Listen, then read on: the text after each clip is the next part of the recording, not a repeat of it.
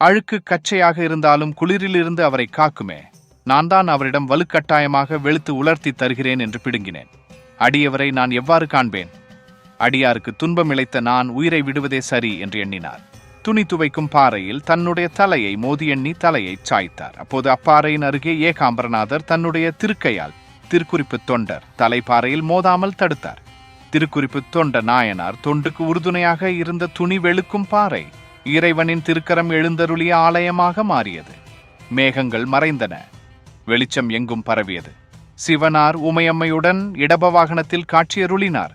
இறைவார், உலகம் முழுவதும் உன்னுடைய திருத்தொண்டின் பெருமையை அறிவித்தோம். நீ எம்முடன் இருந்து இன்புருவாயாக என்று திருவாய் அருளினார். திருக்குறிப்பு தொண்டர் நிலைத்த வீடு பேராகிய சிவபதத்தில் மூழ்கி இன்புற்று இருந்தார். திருக்குறிப்பு தொண்ட நாயனார் குரு பூஜை சித்திரை மாதம் சுவாதி நட்சத்திரத்தில் கடைபிடிக்கப்படுகிறது. செய்யும் தொழிலிலும் இறையடியார்களுக்கு தொண்டு செய்யலாம் என்று நிரூபித்த திருக்குறிப்பு தொண்ட நாயனாரை சுந்தரர் திருத்தொண்ட தொகையில் திருக்குறிப்பு தொண்டர் தம் அடியார்க்கும் அடியேன் என்று போற்றுகிறார்.